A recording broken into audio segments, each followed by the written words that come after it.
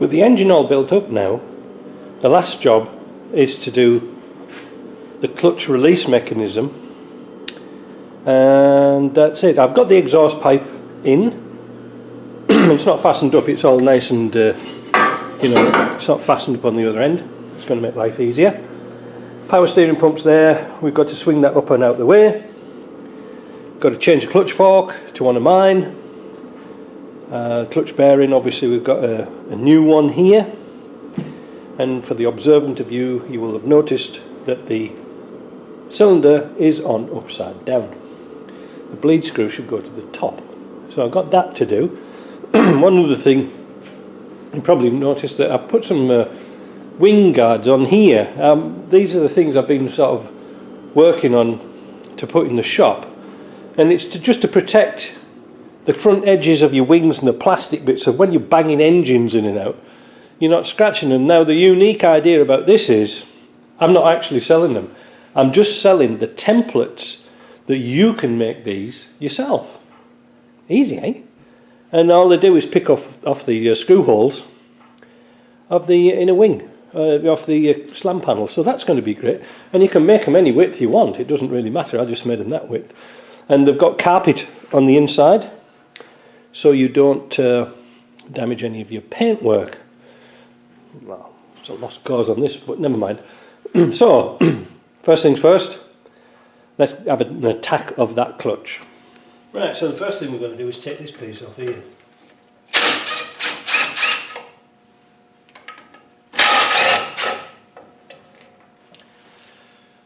On the 300 TDI, for some bizarre reason which I've never actually worked out, there was two different types of slave cylinders and the push rods. Well, you see that piece just dropped off, so they didn't even bother putting that on. But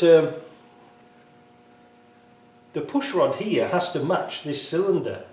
It's very important, otherwise what happens is the clutch becomes sort of semi-engaged, and it's not good. Oh, that bearing's a bit seized up.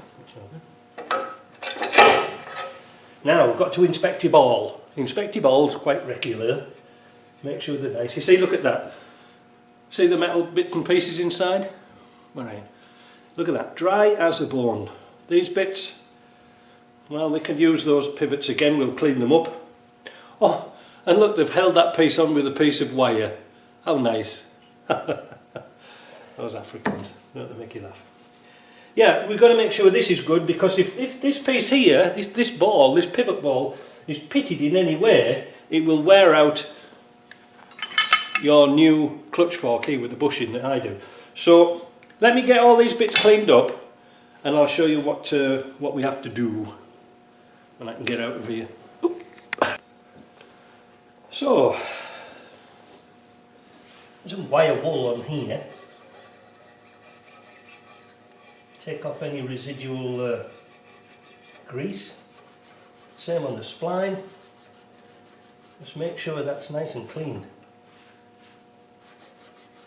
This has been stood outside for an awful long time. You see a bit of red rust in there. Not too bad. The ball. Oh, that's nice. Yeah.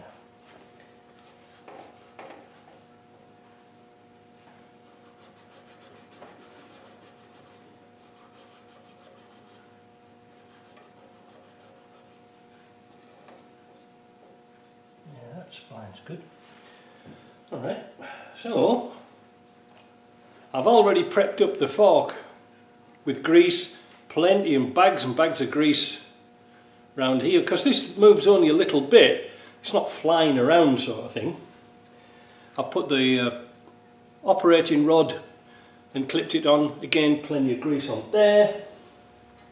For the clutch bearing itself, we're going to use some anti-seize on there, because these do move quite frequently. Some anti-seize on there. Sometimes we need this little staple, they call it, but sometimes you don't. It's to stop the bearing moving when you're moving the gearbox in and out. So let's assemble this. We'll do it the right way around.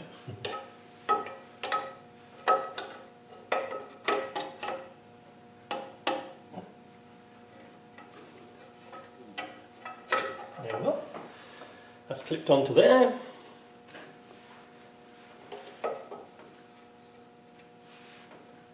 And we'll put our clutch fork on.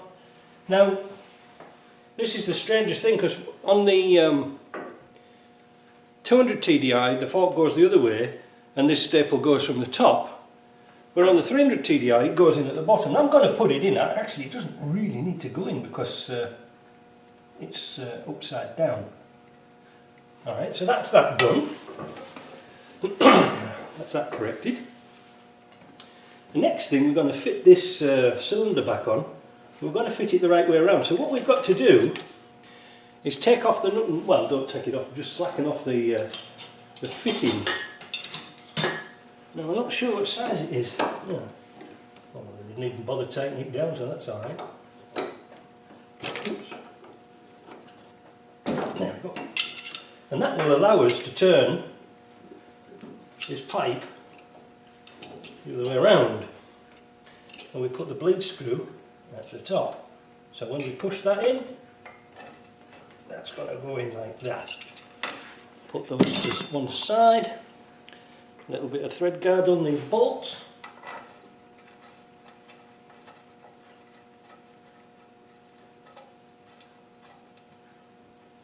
I think get them in. Let's try this one first. Yeah, yeah. And a thread guard on here.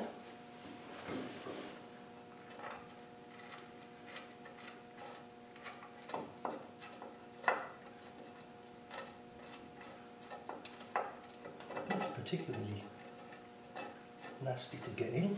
I'm just going to whiz them down with a gun for now.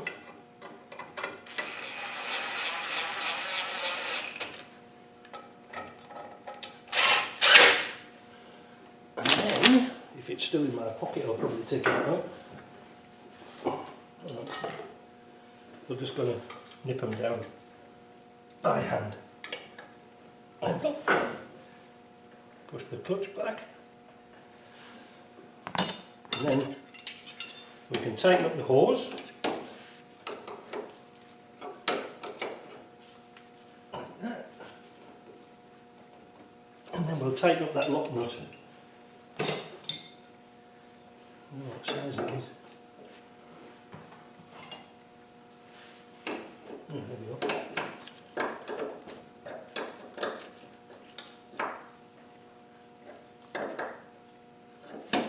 And we only lost a little bit of fluid, so that's good.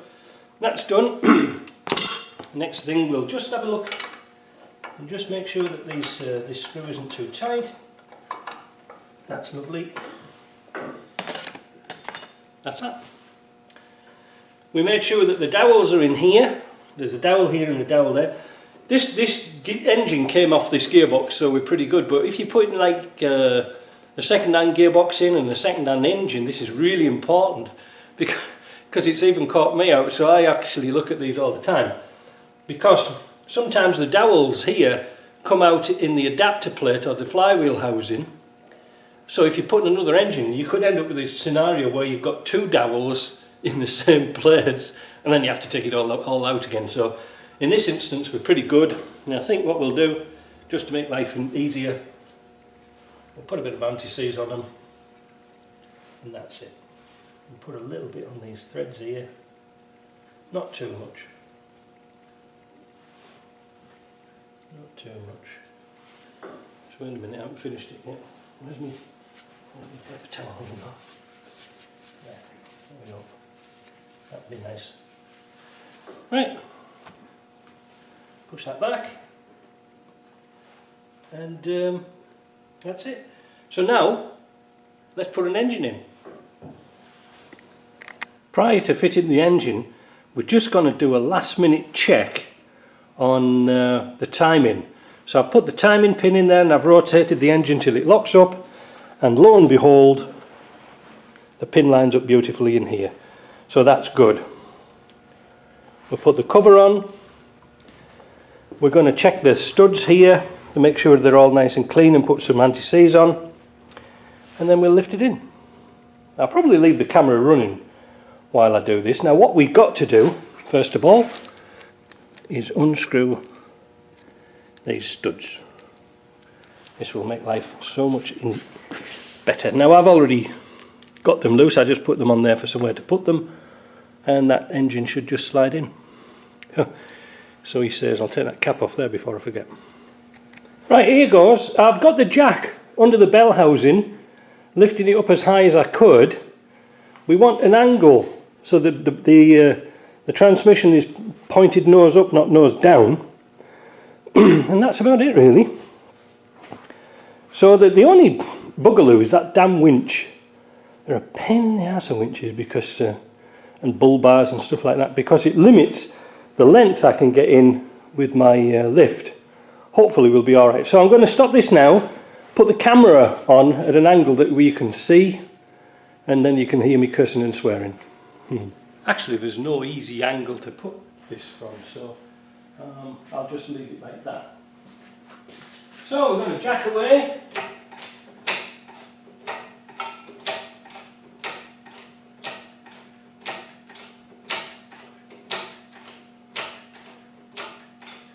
We've got to get over that winch.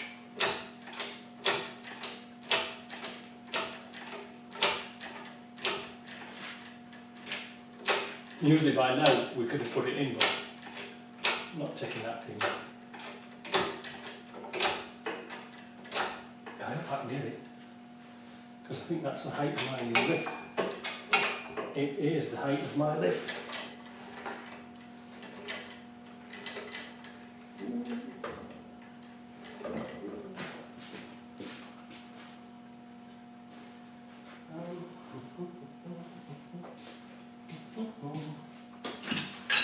I have to do something tricky here.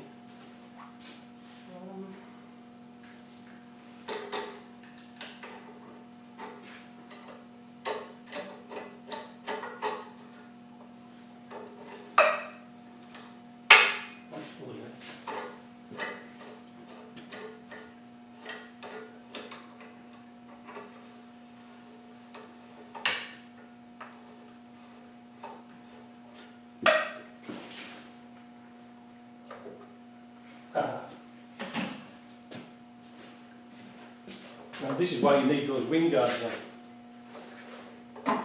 See? Paid for himself already. Oh! Now, that's in. We'll tip the motor the other way.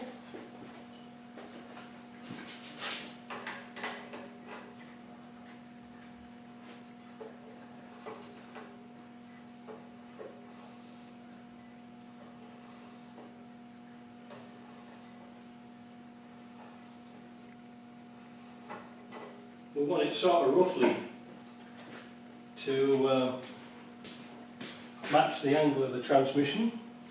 Naturally, I checked all the threads, but I forgot to put some thread guard on the studs.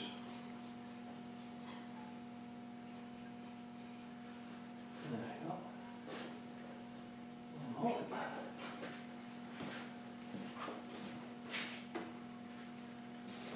Right, are we in our good place? Should be.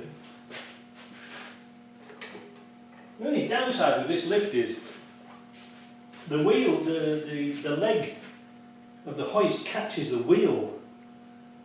It's a bit of a bummer, because it just won't sort of go across.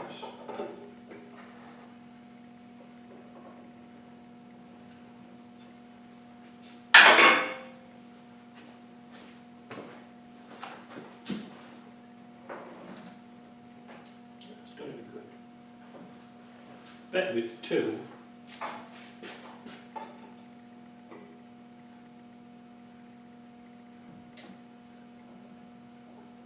I just have to watch the expansion tank on the injector pump.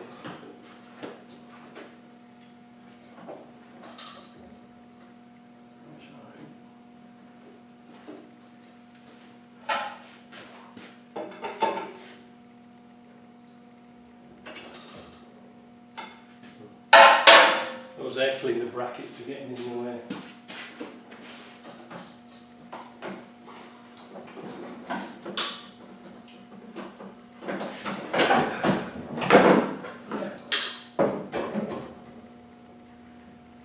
Now, what do we like? Not too bad.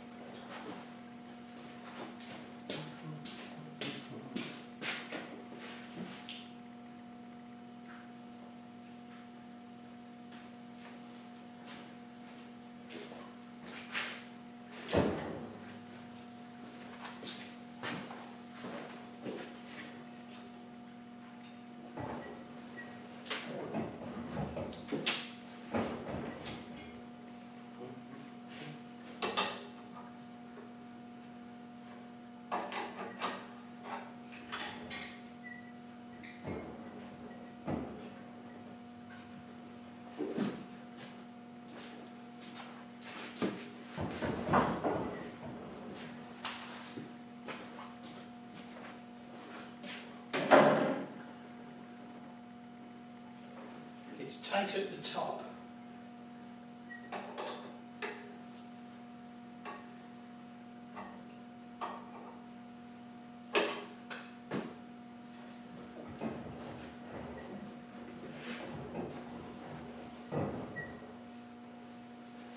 I can put it into gear.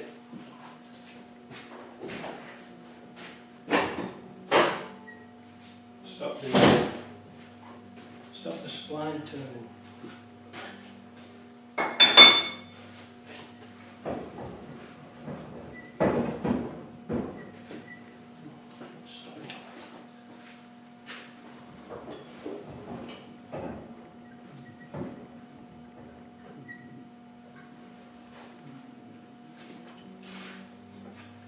Yeah, what you want is one person pushing and the other person on the jack.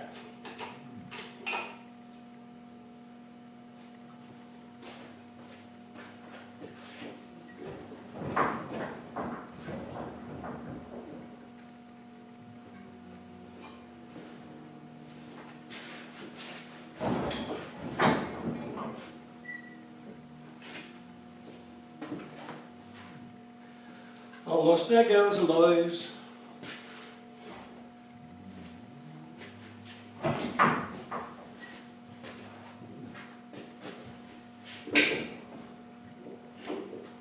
I think that's a cause of celebration. Couple of nuts and bolts and pull that in. Now, you can see how easy that was. What did it take? 5 minutes? Let me take the camera off and I'll show you why I took the studs out. You can probably see on this side, if I'd left the studs in, we'd have to lift it up quite high to get onto the mounting. What's it like at the other side? Yeah, see, look at the other side. See, I just pushed it, but we'd be fighting against the studs. Taking the studs out makes life so much easier. If we have a look at the bell housing now, see, look at that. Went in lovely, eh? So I'm just going to put a couple of diagonally opposite bolts in, pull it up, drop it down onto the mountings, and then it's a matter of bolting things up. But you know, we've got to get this exhaust up here somewhere. Might even just drop it on, I'm not sure. Oh no, it'll be okay like that. Yeah, looking good, eh? Easy, innit? Easy when you know how. Right, back in a bit.